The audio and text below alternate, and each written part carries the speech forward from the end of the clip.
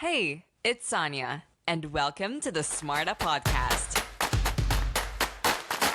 Today, I learned the basics of talent management, organizational development, and leadership coaching from Yvette Janse Van Rensburg, which is a creative and future-focused leader with one core mission: to create moments that matter so people and businesses can thrive. She's got over 15 years of global experience, and Yvette has partnered with senior executives and leadership teams to design and activate innovative talent strategies. She's an MCC accredited coach at practitioner level, a certified motivational MAPS coach, and an IACT accredited mental health instructor, bringing both a strategic and human lens to the workplace. Her expertise spans talent acquisition, engagement, succession planning, performance management, and coaching leaders at all levels.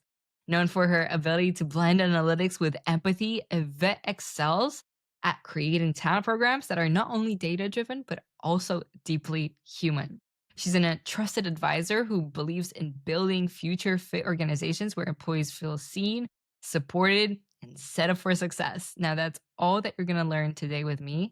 So stay tuned. Yvette, welcome on the SMARTA Podcast. It's a pleasure to have you here. I'm so excited. I'm really looking forward to this conversation. I'm just sure that it will be a hell of an episode because we can just sit down and talk about talent management, workplace culture. Yvette, where I want to start you off is if you can talk directly with a person listening right now, what would you say would be the top 3 most important themes that they'll take away if they stay with us until the very end? Yeah, absolutely. So it's going to be a juicy episode, I think. So if you stick with us all the way till the end, you're going to find out why we need to move away from change management and what we need to do instead. We're going to look at a really simple equation that helps us as individuals, teams, and organizations to drive stronger performance. And then probably my favorite part that I'm looking forward to is a really simple and obvious thing that actually causes us to feel stuck in our careers, but a lot of people don't think about it. So those are the 3 things. If you stick with us till the end, I think you'll be pleasantly surprised. Well, with that, I want to take you into a nice framework to start us off with, particularly for Let's Talk Talent and its mission, which is all about making organizations irresistibly unlocking people's potential. Okay. What does that mean in practice, and why would you say it would be so critical in today's world? Yeah, absolutely. It is a core part of what we do, and it's really important for us. And I think to answer that question, I've got to bring the equation into this. In all the work that I do, there's a really simple equation that I use with organizations, and the equation is performance equals potential minus interference. So it's a really powerful equation formulated by Timothy Galway, many, many moons ago. And what that essentially means is, and this is how we approach potential. Potential isn't a yes/no question, right? Everyone has potential. We just have to figure out potential for what, and how do we unlock someone's potential, and how do we get them to be the best that they can be in whatever way and shape and form that looks for them.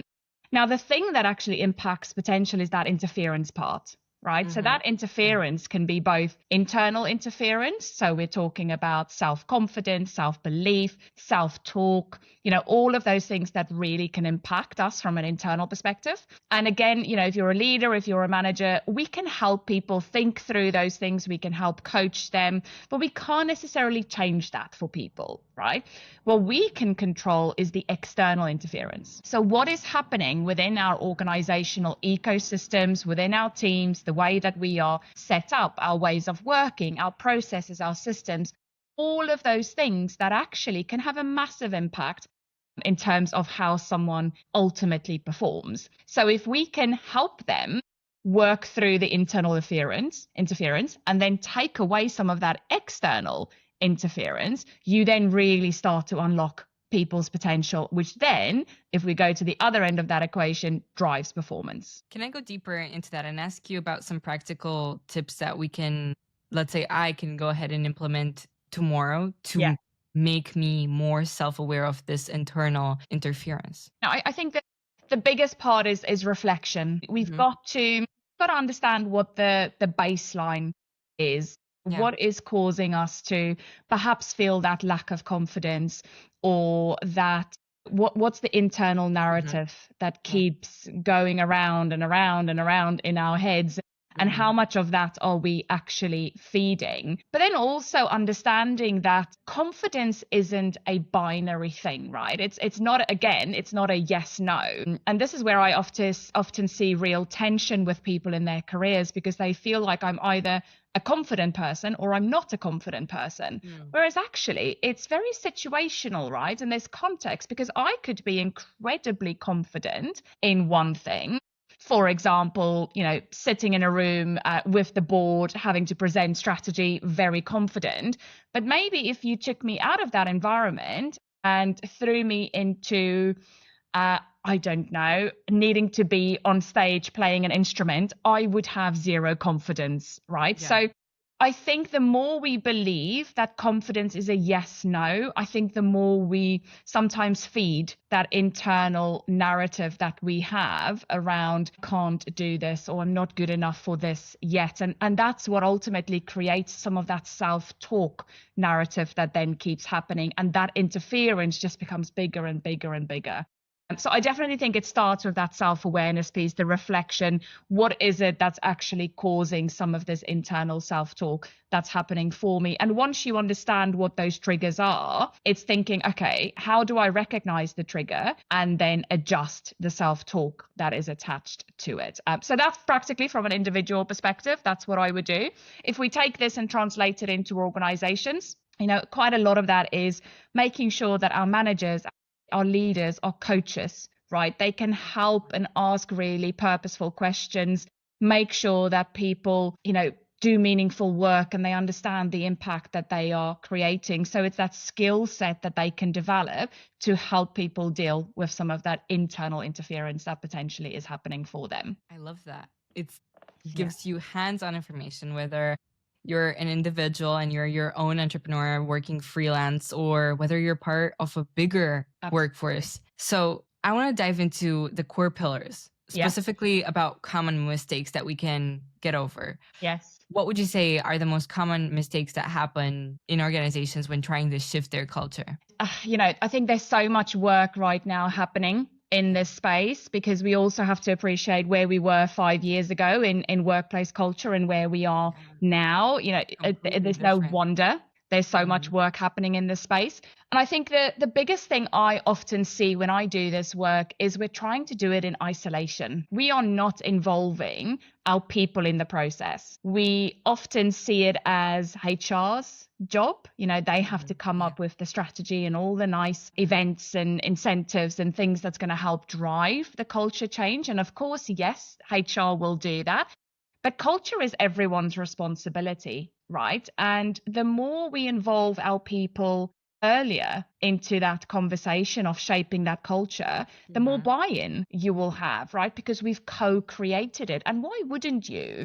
Because if I have to show up in the organization every single day for, how many hours it might be, obviously I would want to also have some stake in the culture that's being created and how it's being created. So I think that's the first thing. We do it in isolation and we don't involve our people. The second challenge I often see is that leaders don't always role model what they expect from others. So we're very clear on the behaviors we want to drive. We're very clear on what we want the culture to look like, but we don't often do those things ourselves. So again, you're almost then creating subcultures within the culture. So that would be the second thing.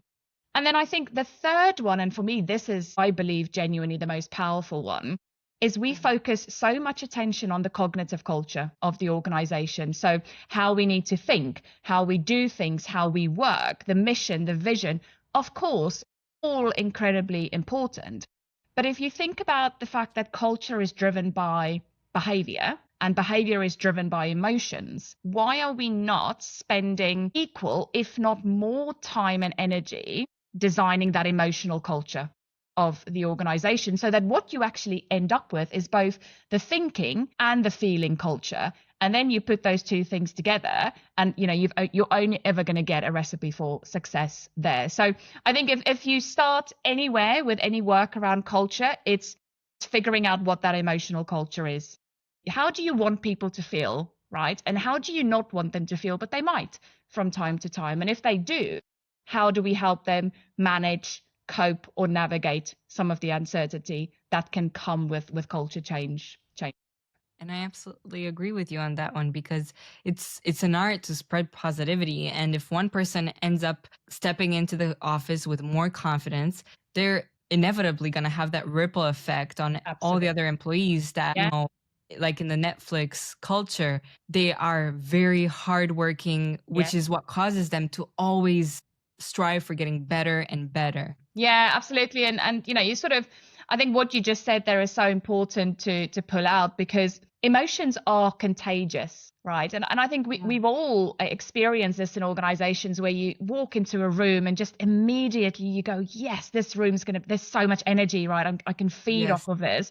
But then, you step into the next room and you think, gosh, there's something not right in this room. Exactly. And, it's that emotional tone that ultimately drives behavior in the organization, and it's the behavior that drives the culture and then the results. So for me, it just makes complete sense. Why wouldn't you think about both the cognitive and the emotional side of the culture and bringing those two things together to really drive high performance in whether that's teams or the organization as a whole?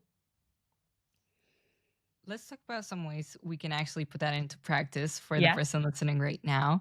And in particular, because many leaders now struggle with bringing employees along when there's time of massive change, like you've just talked to me about, what are some practical steps that they can take to foster that engagement during these transitions to make it easier for them? Yeah, I think it goes back to the very start, right? We've got to be clear about why we're doing this particular change. So, to not use Simon Sinek's words, but the why. You have to really understand why we're changing, what your role is in the change, and how can you contribute to it. Because I think often if we don't do that and we almost make the assumption that people are going to resist change and they're going to be fearful of change, we don't name some of the uncertainties, because obviously with change you get a lot of uncertainty. You don't yes, you might have a change plan, but you don't actually know if that's how it's going to go. So we've got to name the uncertainty, because if we don't, I genuinely believe that silence breeds fear. And even worse, if we don't talk about the change and we don't name the uncertainty, people create their own stories, right?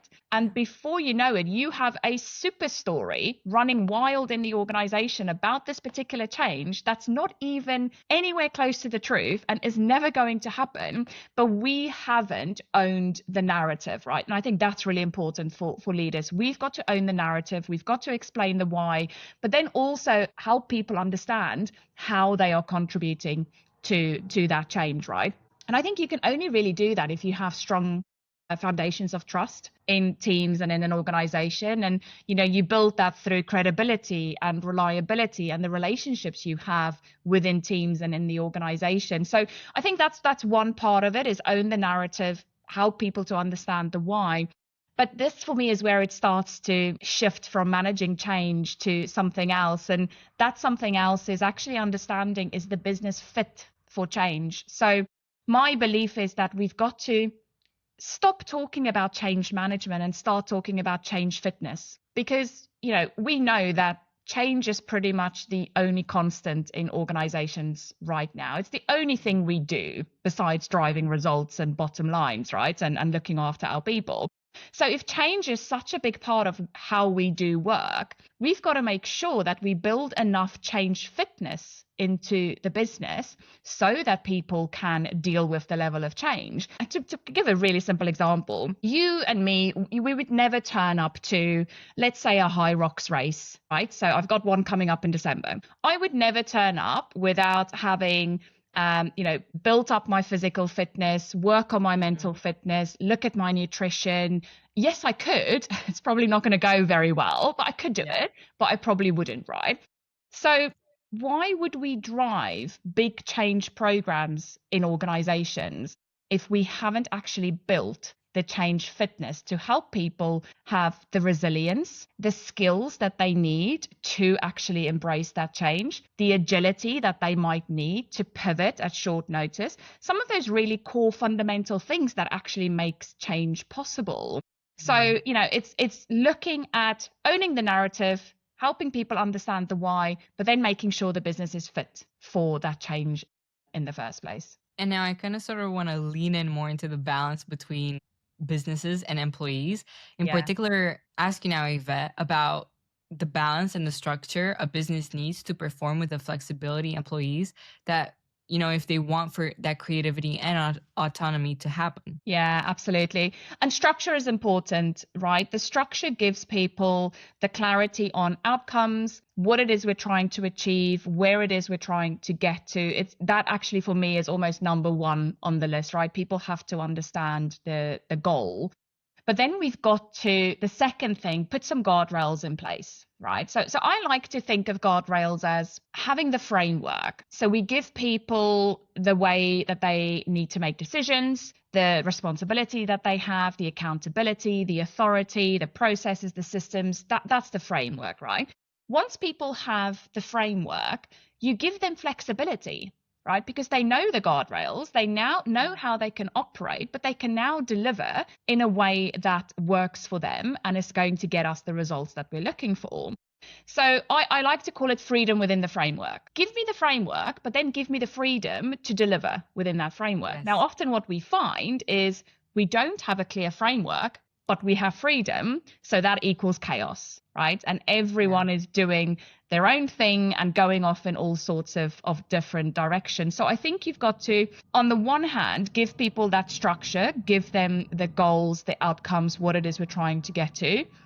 Give them the guardrails or the framework, and then give them the freedom. So when you have that, you're starting to balance both trust and accountability, because you will have trust in your people that they will deliver in the way that is good for them, is good for the business, but also people will feel that deep sense of responsibility and accountability for the work that they're doing as well. And this ties in perfectly to the work that Erin Meyer is doing with the culture map. And yes. In her interview with No Rules with the co-founder and CEO, Reed Hastings of Netflix, that, if you introduce candor, build the town density, but then also strip away the controls to be able to give that freedom that you've just talked to me about, gives a person, to excel in whatever it is that they do. Absolutely. And it creates ownership, right? And if you look at Google's Project Aristotle work, where they looked at what creates high performing teams and cultures, at the very bottom of the structure was meaning and impact. Right. People want to feel like they're doing meaningful work and that they're creating an impact in the organization.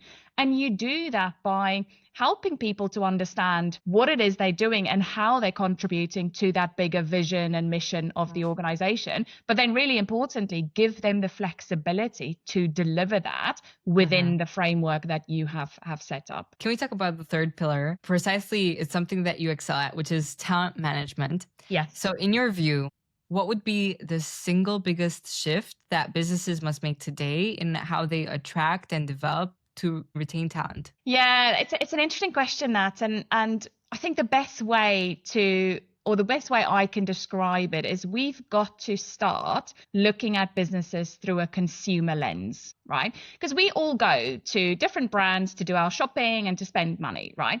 But you always think, would this experience make me come back? And, we've had experiences, well, I've certainly have with certain brands where I think I never want to go back there ever again.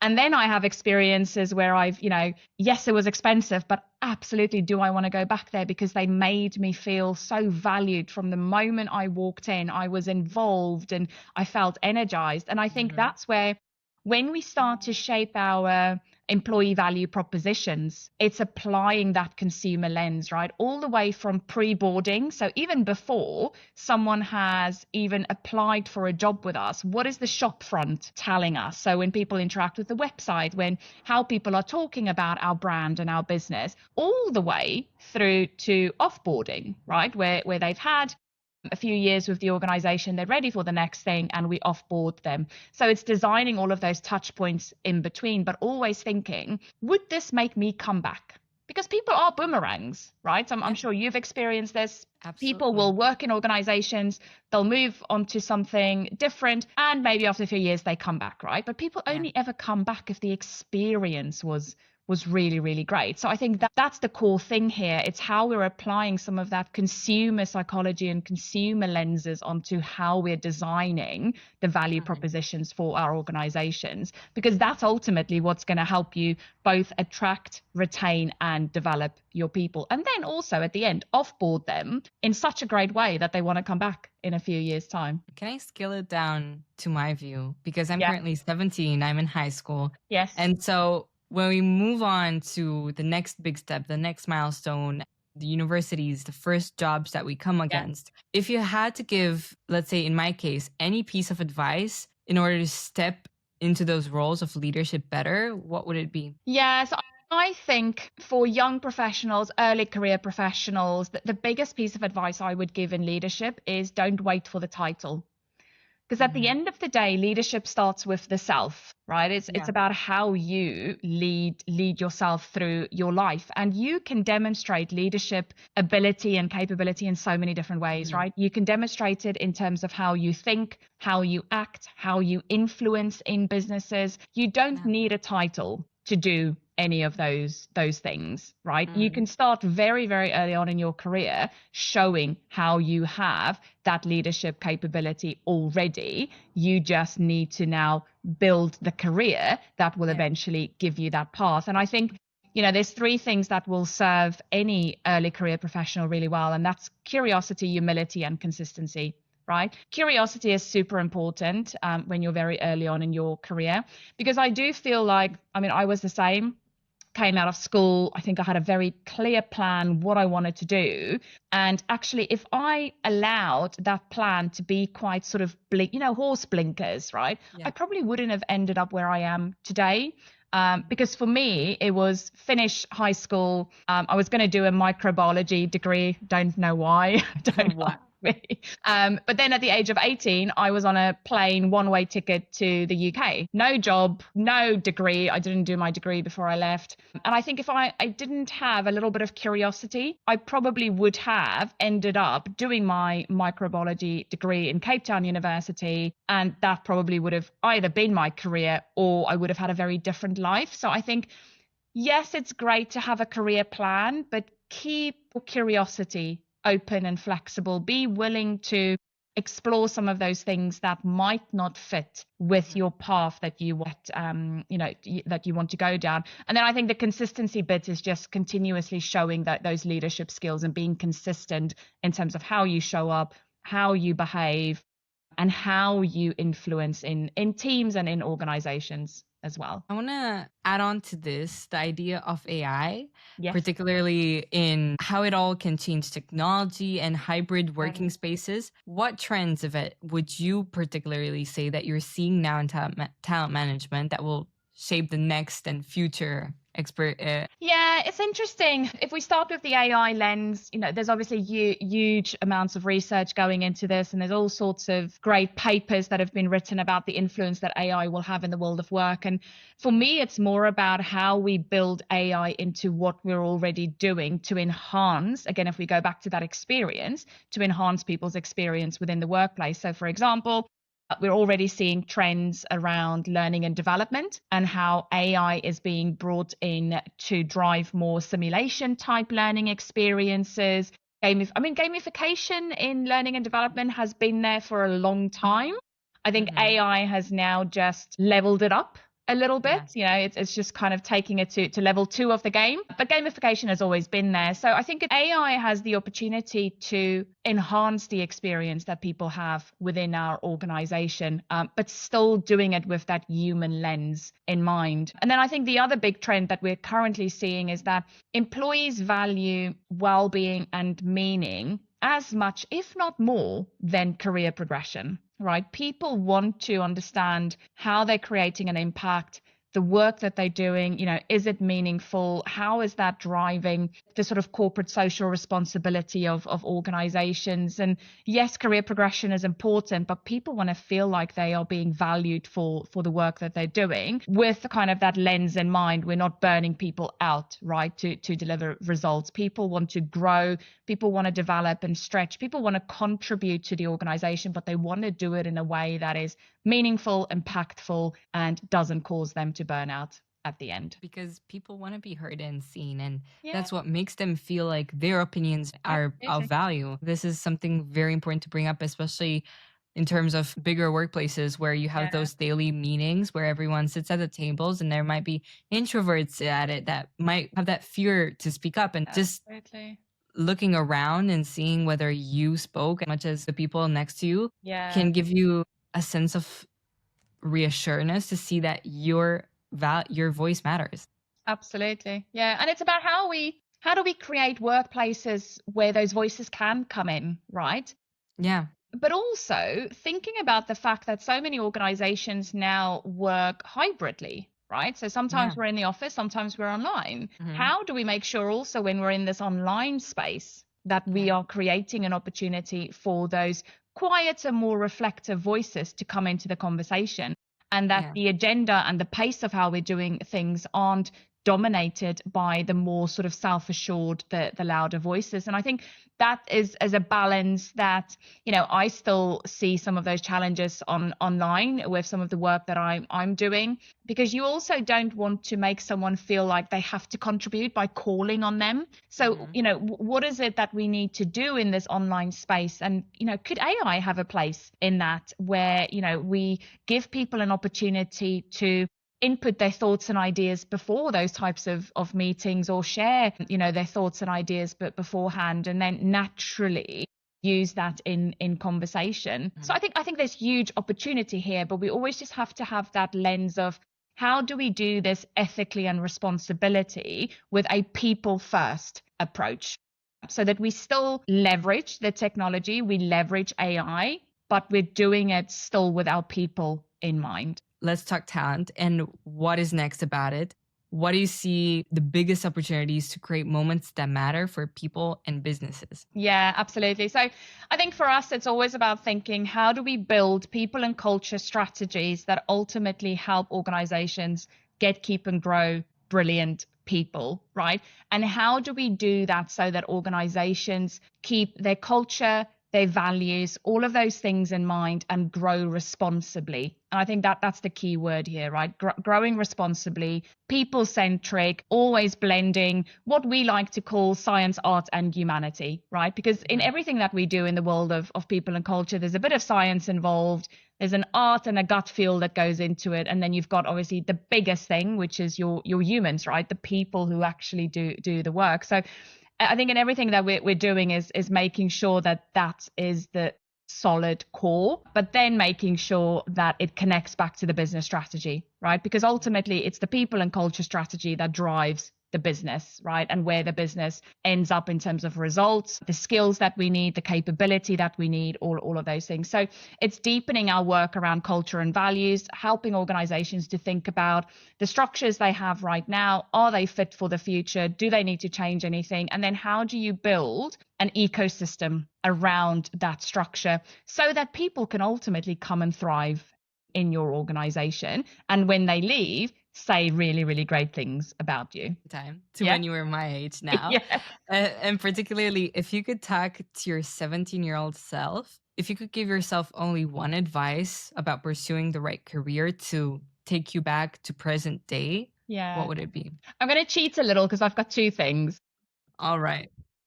So I think the first one, I alluded to it earlier, but when I left school at the age of 18, I Mhm. had a very clear idea of what it is I wanted to do. I wanted to go to Cape Town University. I wanted to go and do a microbiology degree. And then that didn't work out. And I was on the first plane, one-way ticket out to the UK just to come and get some work experience. The lesson I learned through all of that is that success isn't linear, because Mhm. sometimes the best laid plans don't always go to plan. And it's the sort of that feeling of don't panic if it looks messy. The Yeah. early part of my career was very messy. I Mhm. worked in Amazon's warehouse. I did some picking and packing in the Orange mobile warehouse. I did lots of weird and wonderful things, right? But I genuinely believe all of those experiences have given me the resilience, the adaptability, the agility that I have today. And it's also given me the career that I have today. So don't panic if it looks messy, because it's probably the messiness that's going to give you the most fulfilling career. And then the second thing, and this I actually learned a little bit later on in my career, and I wish I knew it earlier, but So often we feel stuck in our careers because we look up and we go, but there's a ceiling, I just can't go anywhere. But I would challenge people to think about, is it the ceiling above you or is it the floor below you that's keeping you stuck? So I kind of like to think of it as the sticky floor paradox. So is the floor sticky? Are you safe and comfortable and in your comfort zone? And, it's all just very nice. And is that what's actually causing you to feel stuck in your career? Because making a shift or making a move might feel uncomfortable and there might be a bit of fear attached to it. So it's not always the ceiling above you. Sometimes it's the floor below you that's keeping you stuck in your career. So, in future, when you feel stuck in your career, just ask yourself, is it because I'm looking up or do I need to spend some time looking down? I've got 3 questions for you. Okay. And, okay. And if you're ready, we can begin with number 1, which is all about literature in the world of books. Yvette, what would you say would be the top 2 books that completely changed your perspective through which you view life with? So I've actually got them here, my 2 favorite books ever, and I read them several times a year, which is quite sad, I know, but they've stood the test of time. And the first one is The Gap and the Gain by Dan Sullivan. Absolutely love it. Talks beautifully about the fact that we exist so much in the gap, and it's always about what's next.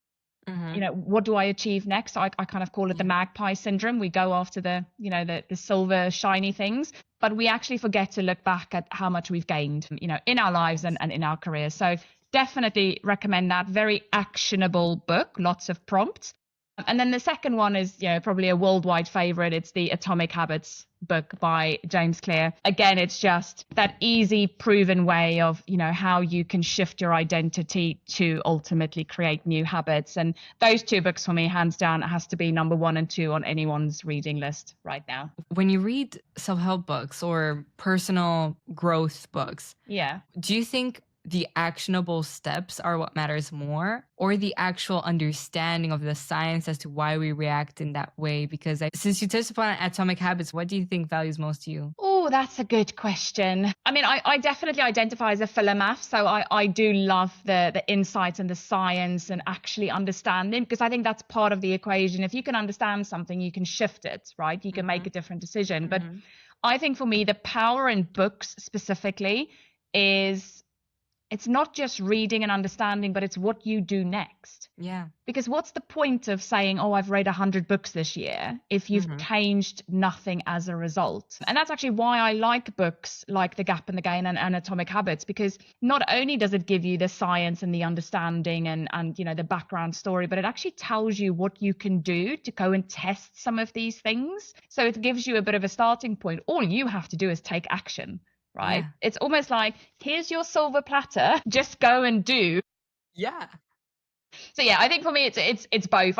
I personally do like the insight and the science, but then also, it's important once I've understood it, I go and change something as a result of it. Much the same in that part.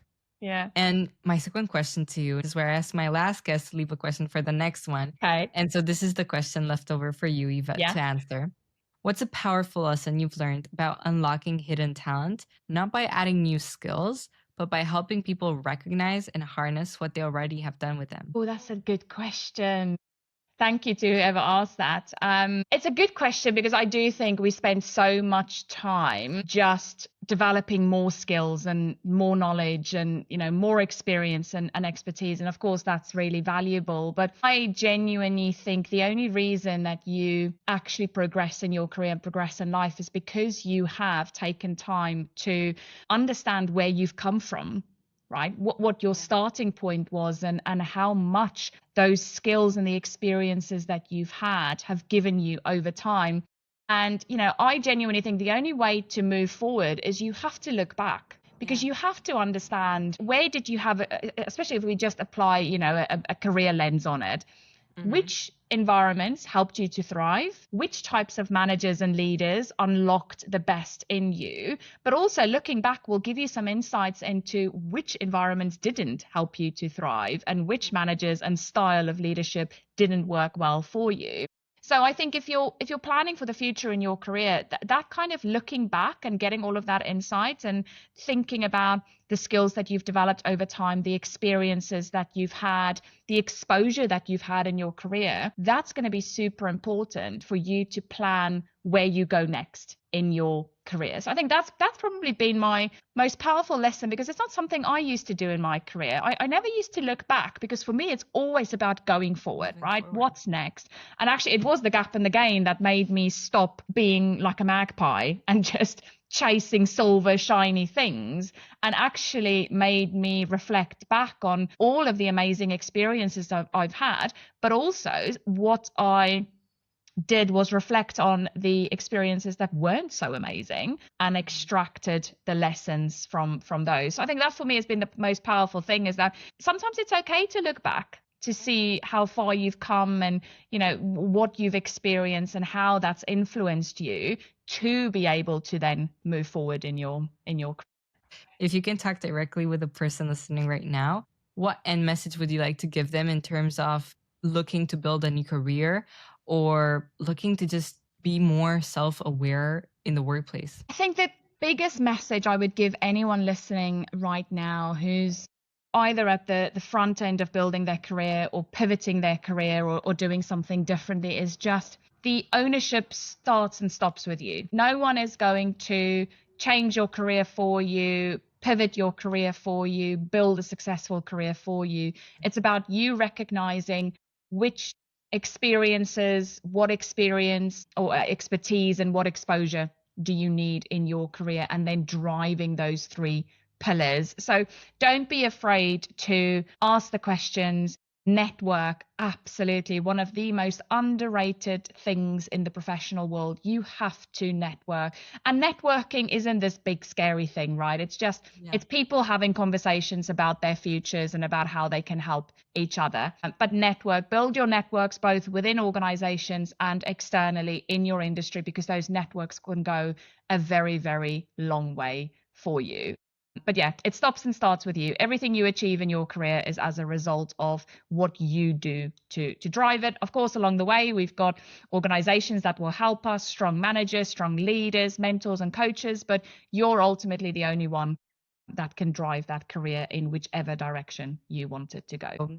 Yvette, thank you so much for being on the SMARTA podcast. It's been a pleasure. And I really enjoyed it. Thank you. It's been brilliant. I just wanted to thank you. If you made it this far into the video, now's the time to double check that you're subscribed, because my guest list just keeps growing. And I just wanted to thank you for taking the time to listen to something that will, like Yvette said, give you the practical tips to know how you can take execution and action towards something that you want to become better at, but also that will make you realize just how far you've got. So with that being said, if nobody told you this today, I want to be the first to tell you that I believe in you and your ability to create the life of your dreams. I'm Sonia Marta, and this is the SMARTA Podcast. See you next Monday.